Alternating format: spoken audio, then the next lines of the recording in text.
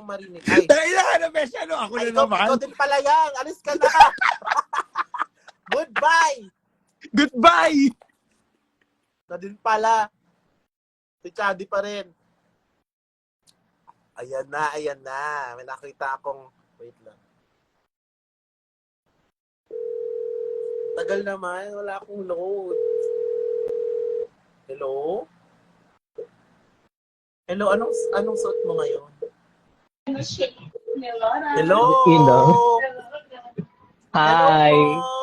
Hello, Moonlight. Hindi ko na po kailangan siyang tanungin sa pangalan kasi kilala niyo po siya. Moonlight. Dinig ba ako? Dinig niyo ako? Oo. Okay. Moonlight. Oh, ano? Ka ba? Hindi. Huwag ka maingay. Sorry. Moonlight, ano ang iyong moral lesson sa ating mga kwento? Ano, gusto, yung naabutan. Mag-hi ka muna sa mga malilibog. Hi, mga malilibog. Yes.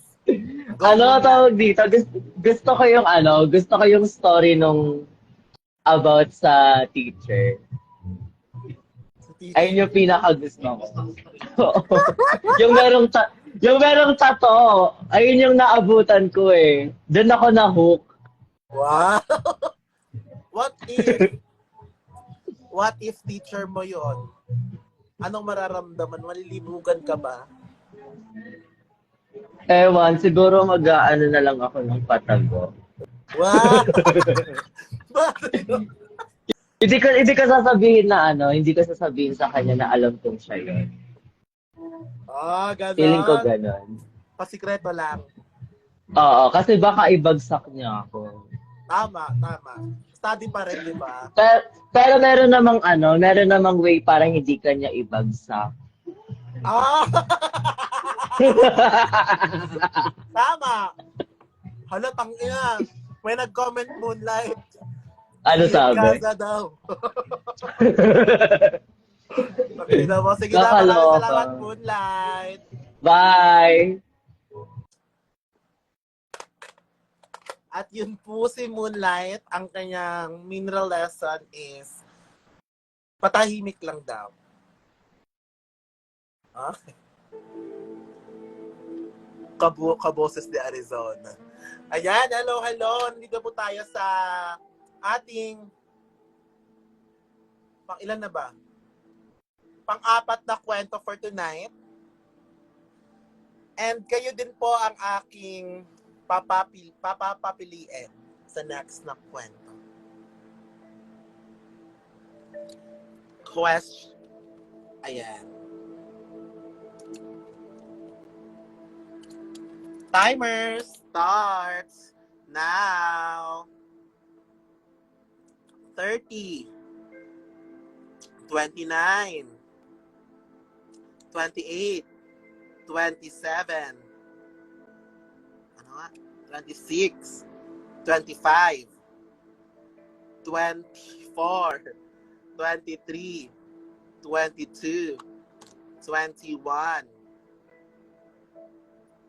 20, 19, 18, 17, 16, 15, 14, 13, 12, 11, 10, 9, 8, 7, 6, 5, 4, 3, 2, and 1.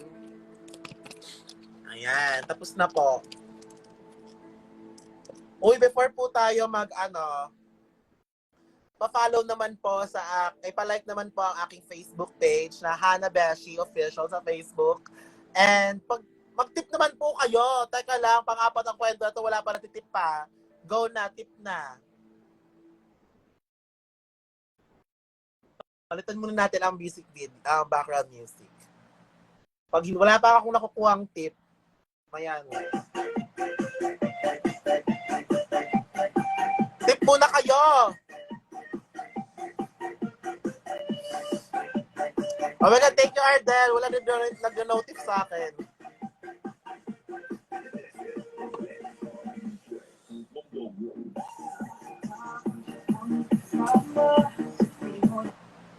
Okay na. Pagod na ako.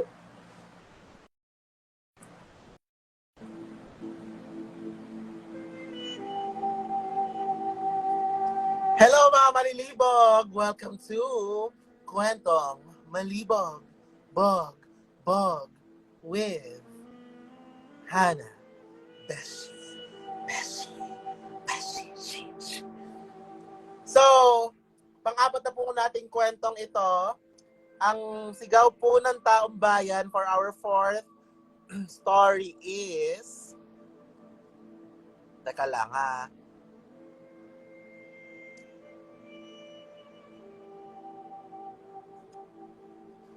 Torn po siya sa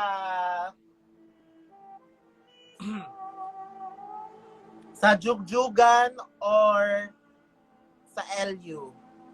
Comment po kayo, Jugjugan or LU. Comment below, Jugjugan or LU.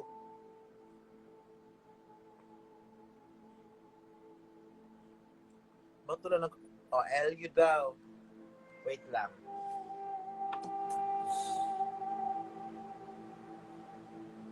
LU? Sige. Okay, LU na. Hello mga malilibog! Welcome to Kwentong Malibog with Hana Beshi. Yung ating next po na kwento ay pinamagatang, wait lang.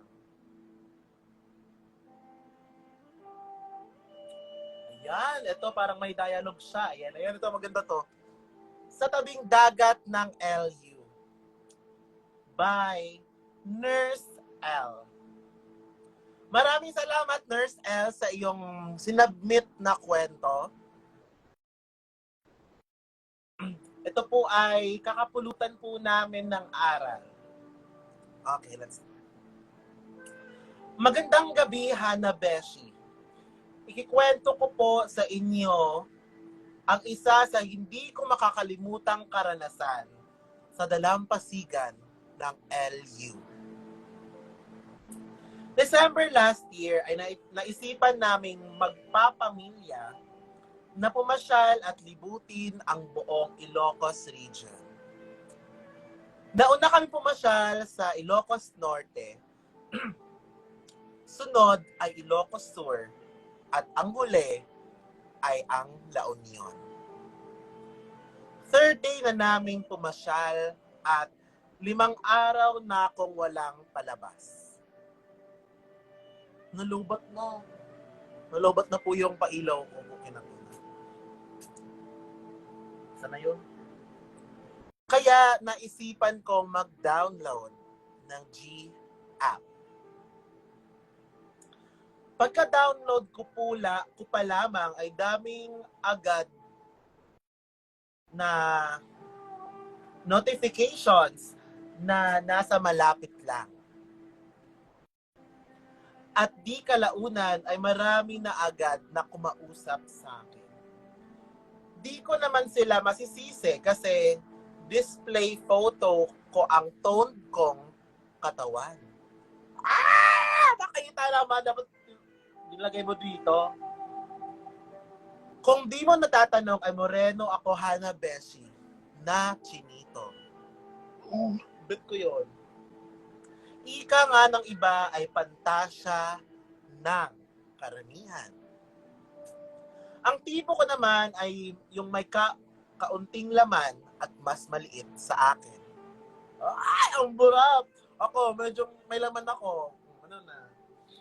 Habang ini-entertain ko ang mga nagme-message sa akin, ay may pumukaw ng atensyon ko. Isang nerdy na average ang katawan. Kakasend pa lamang niya ng picture ay tinigasan na ako agad. Grabe. Makikipagkita sana ako noon, kaso pagod na pagod ako sa biyahe. Lalo at ako pa ang nag-drive ng aming sasakyan. Kaya ang sabi ko sa kanya ay kung gusto niya, magkita kami ng madaling araw. 8:00 pa lang ay tulog na ako at talagang pa-alarm ako para magising ako. Pagsapit ng 3:00 ay nagising na ako at agad na naligo, Hanabeshi. Ilang metro lang ang layo namin, kaya nilakad ko na.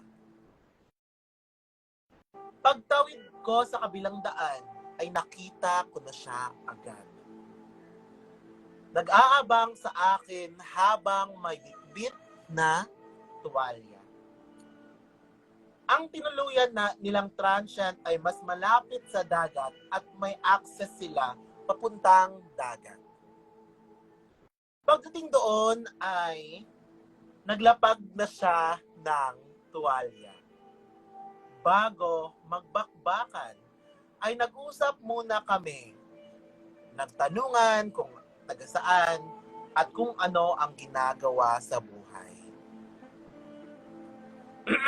Sige, mas for mas ba ang gusto niyo? May dialogue kasi. Taga saan ka pala? Tugon ko. Taga Manila pa kami. Taga Manila pa kami.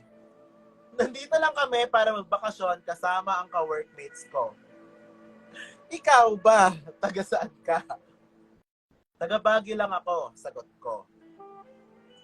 So working ka na pala, dagdag ko. Oo ikaw ba? Graduating na ako, nursing student. Oo, Hanabeshi. Ngayon, isa na akong nurse na nag-work sa isang private hospital. Pagkatapos na pag-uusap ay doon na kami nagsimula. Naghalikan kami, bibig sa bibig, dila sa dila. At habang naghahalikan kami ay di ko maiwasan na tumingin sa paligid sapagkat open space ang aming lugar. Literal na nasa dalampasigan kami. Pero hindi rin mapigilan ang init ng katawan ko na hindi siya panggigigilan. Pagkatapos namin maghalikan ay pinatuwad ko siya at dinilaan ko ang kanyang puwerta. Putang ina, napakasarap dilaan ang